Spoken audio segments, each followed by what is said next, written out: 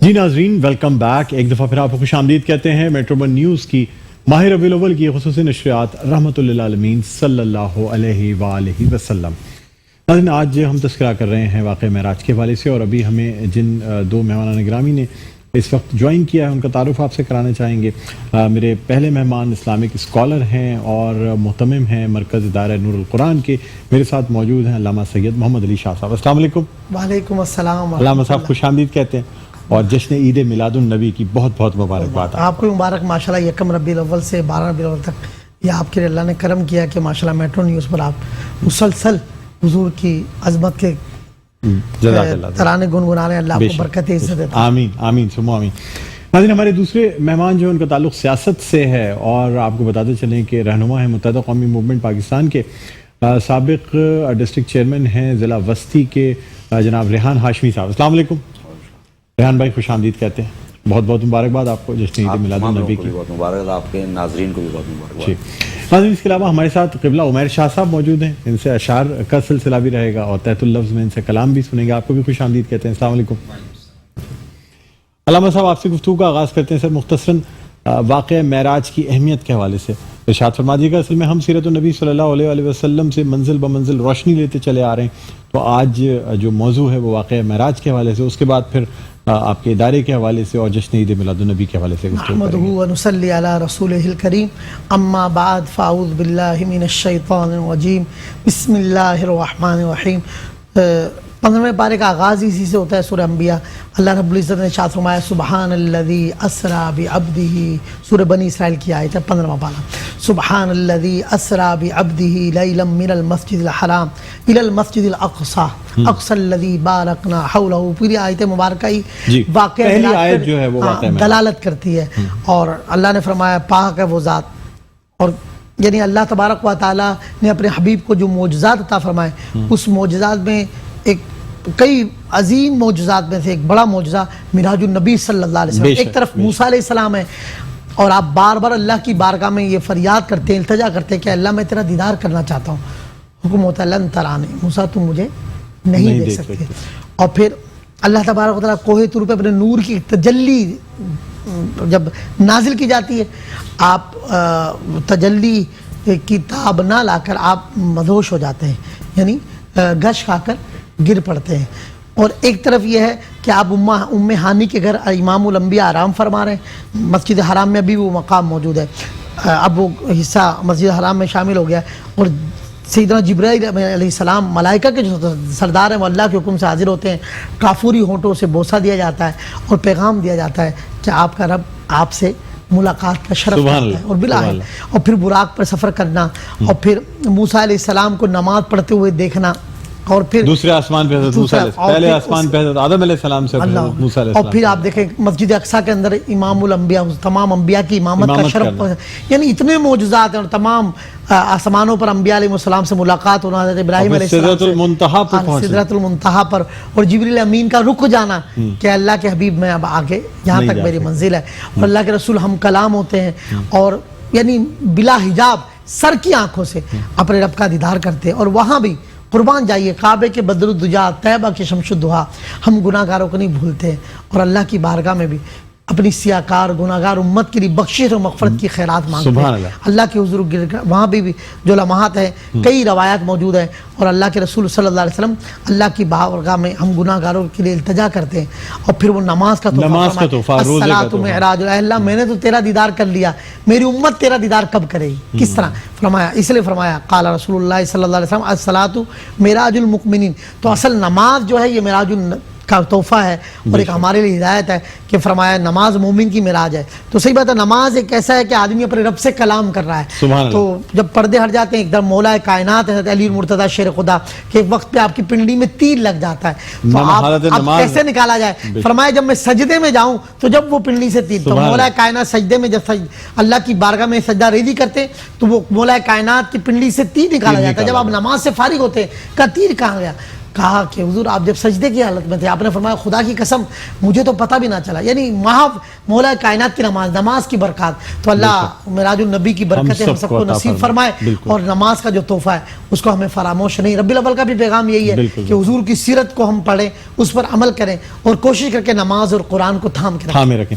علامہ صاحب، جشن عید میلاد النبی کے سلسلے میں آپ کے ادارے کی طرف سے اور آپ کی طرف سے کیا محافل کا انتظام کیا گیا ہے؟ کیا جو ماشاءاللہ یکم ربیع الاول کو ہمارے یہاں ہم نے جو ہے میڈیکل کیمپ لگایا، ہم اویئرنیس دے رہے ہیں کہ ہم میلاد اس طرح مناتے ہیں، تحفہ رسول اللہ کے لیے، یعنی اصل حضور کی دکھیاری امت کو بھولا نہ جائے، سرکار خوش ہوں گے، کیونکہ حضور علیہ السلام کا پیغام ہی سب سے بڑا یہ ہے کہ آپ نے دکھی انسانیت کی خدمت خلق۔ حضور علیہ السلام کی زندگی کا خاص مقصد رہا، مقصد ظاہری حیات میں آپ نے لوگوں کے دکھ اعلان نبوت سے قبل بھی رسول اللہ صلی اللہ علیہ وسلم غریبوں کی دستگیری کیا، پریکٹیکل کر کے دکھایا نا، اسی لیے جب 40 سال کے بعد اعلان نبوت کیا تو کیا ہوا، لوگ آپ کو صادق و امین تو مان رہے تھے۔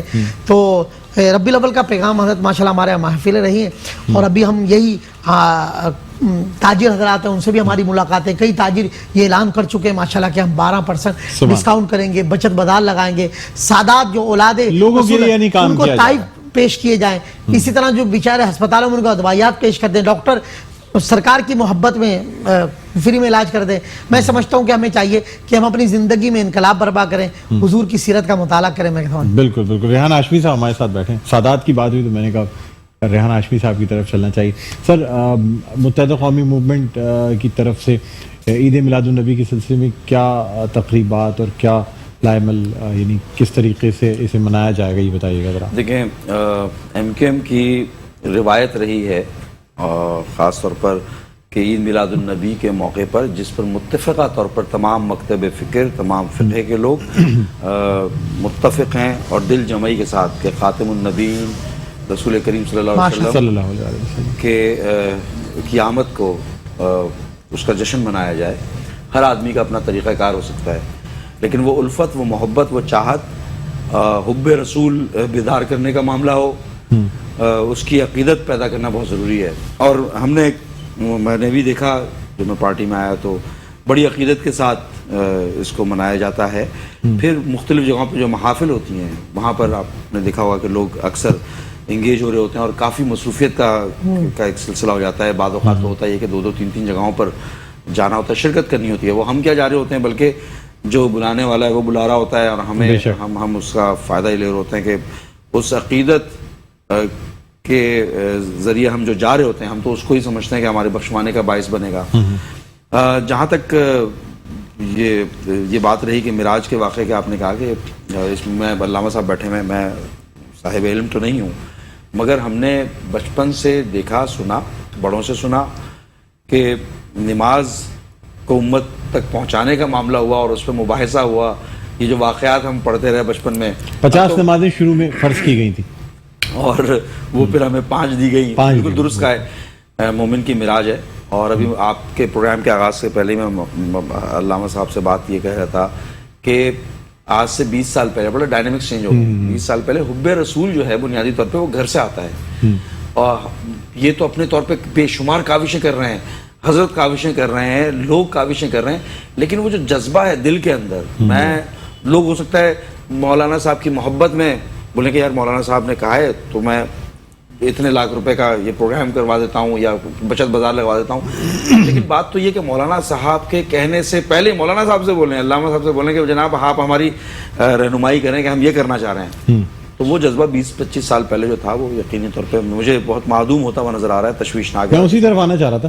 بچپن میں آپ کو یاد ہوگا، چاہے محرم الحرام ہو یا وہ عید میلاد النبی ہو، ایک جذبہ ہوا کرتا تھا، مختلف جو ہے نا وہ جلوس نکالے جا رہے ہوتے تھے، نعتوں کی محافل ہوا کرتی تھی جو ہر محلے کا خاصہ ہوا کرتی تھی، نعت خوانی کے مقابلے منعقد کیے جا رہے ہوتے ہیں۔ وہ چیزیں ہم کہاں مس کر گئے؟ میں یہی بات کر رہا ہوں، دیکھیں 25-30 سال کے عرصے میں ہم نے وہ چیز نظر نہیں آتی۔ گلی محلوں میں بچوں کے اگر 10 گروپ ہوتے تھے تو 5-5 بچوں پہ مشتمل وہ محافلیں سجا دیا کرتے تھے، بچے پڑھ لیا کرتے تھے۔ پھر والدین کی طرف سے بھی باپ کو جب بچہ الفت رسول میں گڑگڑاتا ہوا دیکھتا تھا تو اس کے دل میں تو جذبہ آئے گا، وہ جوان ہوگا تو اس کو تو جذبہ لے کے پیدا ہوگا۔ پہلی چیز جو سکھاتے تھے وہ انگلش پوئم نہیں سکھایا کرتے تھے، ہاں بالکل، کلمے کے بعد نعت رسول مقبول کہتے تھے بھائی نعت سنا دو، بے شک اور وہ بچہ سناتا تھا، پورا خاندان خوش ہوتا تھا کہ بھائی کیا بے شک۔ اب اس جذبے کو بیدار کرنے کی ضرورت ہے، اور حدیث کا مفہوم یہ ہے کہ جس نے رسول اللہ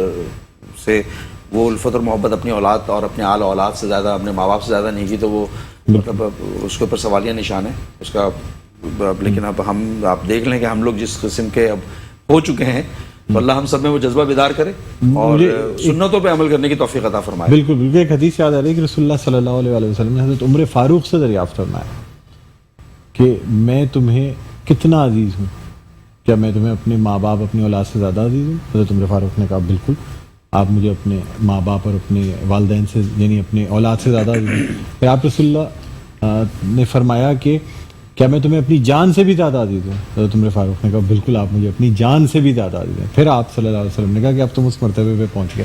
حدیث پاک کا یہ خلاصہ ہے، فرمایا تم میں سے جب تک کوئی قابل مسلمان نہیں ہو سکتا جب تک اپنی ماں باپ آل اولاد یہاں تک کہ اپنی جان سے بھی زیادہ۔ تو صحیح بات ہے، بڑی انہوں نے توجہ جو دلائی کہ اصل چیز ہے حضرت ماں کی گود، گھر کی تربیت، یعنی الفت رسول جو ہے وہ آدمی کے دل میں موجزن ہوتی ہے، یعنی آدمی جذبات ہوتے ہیں۔ تو حضرت یہ ویسے حضرت شیخ عبداللہ محدث دہلوی فرماتے ہیں کہ قرآن جس رات میں نازل ہوا وہ لیلۃ القدر تمام راتوں میں افضل ہو، بے شک ایک رات کا ثواب کئی ہزار مہینوں کی عبادت سے افضل ہو گیا۔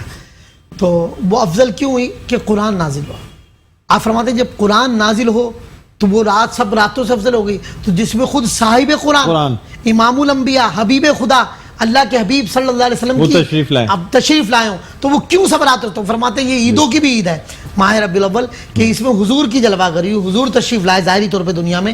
تو یہ لیلۃ القدر، آپ شیخ عبداللہ محدث دہلوی آپ محدث ہیں بہت بڑے، ساری زندگی قرآن، تو آپ اپنی لکھتے کہ حضور کی جس رات ولادت ہوئی یہ رات اور یہ دن تمام راتوں میں اور دن سب دنوں میں افضل ہوا کیونکہ حضور تشریف لائے، لیلۃ القدر سے بھی افضل ہے۔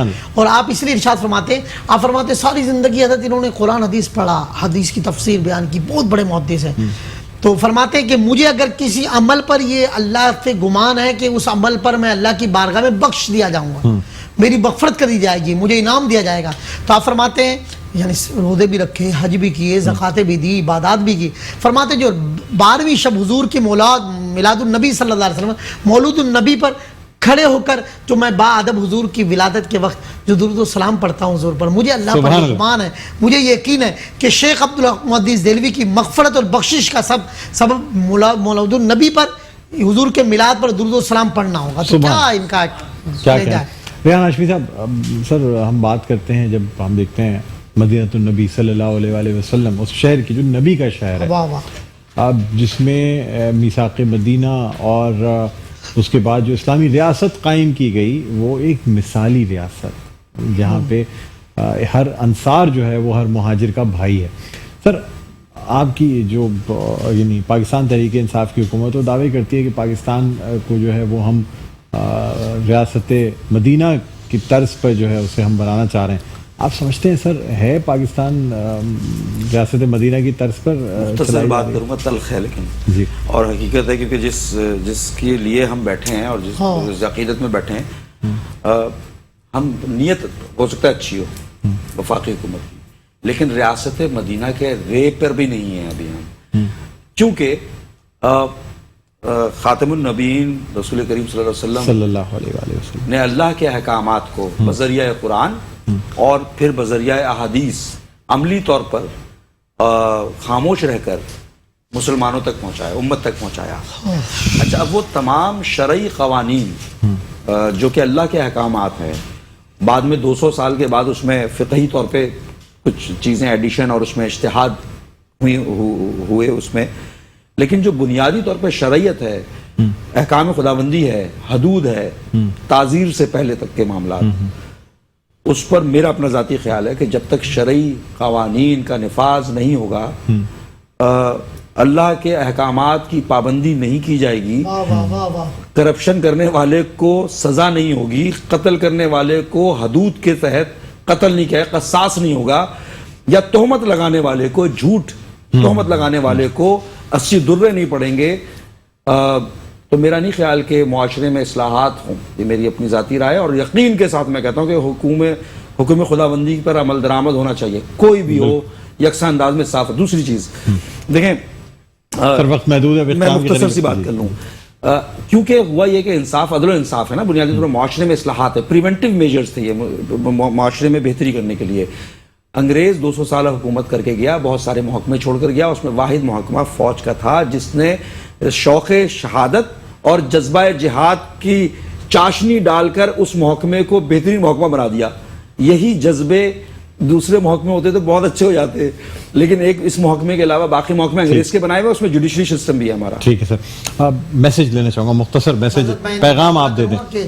2 کروڑ لوگوں نے ہجرت کی، 20 لاکھ جانیں دے کر، تو قیام پاکستان کا مقصد تھا قرآن و سنت، یعنی کہ ہمارا جو سپریم اللہ ہے. بدقسمتی ہے کہ ہماری ریاست مدینہ کی دعوت ہے، سارے جو قوانین پاس کریں آپ دیکھ لیں، اب وہ 18 سال کا آیا اور وہ گھریلو تشدد بل، تو میں کہتا ہوں قرآن و سنت کے خلاف قانون بن کر ہم کیسے ریاست مدینہ. تو قیام پاکستان کا مقصد ہے نفاذ اسلام. تو اللہ کرے ہم اپنی نسلوں کو ایک اچھا ملک پاکستان دے کے چلیں. ٹھیک، ریحان صاحب کیا کہنا چاہیں گے سر؟ مختصر میسج، ون لائن. بالکل، دیکھیں میں تو ہر مسلمان کو عہد کرنا چاہیے مجھ سمیت کہ سنتوں پہ عمل کر لیں. ہر ایک ماہ فرائض پورے کریں، اور فرائض تو پورے کرنے چاہیے. نماز فرض ہے، 5 ستون ہے ہمارے، اس میں ان کی پورا کرنا چاہیے. اور سنتوں پہ عمل کرنے کے لیے ہم حب کا مظاہرہ کیسے کریں گے، چاہ کا مظاہرہ کیسے کر سکتے ہیں، وہ مطلب عمل درآمد کر کے کر سکتے ہیں، سنتوں پہ عمل کر کے. ٹھیک ہے، بہت شکریہ ریحان ہاشمی صاحب آپ کا، مولانا صاحب آپ کا بہت بہت شکریہ تشریف لائے. اللہ عمیر شاہ صاحب ہمارے ساتھ موجود ہیں. پروگرام کا اختتام کرنا چاہیں گے، مجھ سے کوئی غلطی ہو گئی ہو تو اللہ تعالیٰ سے معافی کا خواستگار ہوں. آپ سے بھی درگزر کی درخواست ہے. اس ٹرانسمیشن کا اختتام ہوگا عمیر شاہ صاحب کے کلام پہ. الحمدللہ رب العالمین، الصلاۃ والسلام علی سید الانبیاء والمرسلین. میلاد منانا سعادت ہے، یارو بخشش کی ضمانت ہے. میلاد منانا سعادت ہے، یارو بخشش کی ضمانت ہے. سرکار کی آج ولادت ہے. اور اقبال کیا خوب فرماتے ہیں کہ کی محمد سے وفا تو نے تو ہم تیرے ہیں، کی محمد سے وفا تو نے تو ہم تیرے ہیں. یہ جہاں چیز ہے کیا، یہ جہاں چیز ہے کیا، لوح قلم تیرے ہیں. اور آخر میں صدائیں درودوں کی آتی رہی. اور آپ کی پوری ٹیم کو مبارکباد پیش کرتا ہوں، بڑی خوبصورت آپ نے ٹرانسمیشن سجائی. اور یہ آپ کے لیے بھی شعر ہے کہ صدائیں درودوں کی آتی رہیں گی، جنہیں سن کے دل شاد ہوتا رہے گا. خدا اہل سنت کو آباد رکھے، خدا اہل سنت کو آباد رکھے، محمد کا میلاد ہوتا رہے گا. اختتام پر پہنچتی ہے. مجھے بلند اقبال کو اجازت دیجیے، اپنا بہت خیال رکھیے گا. اللہ حافظ.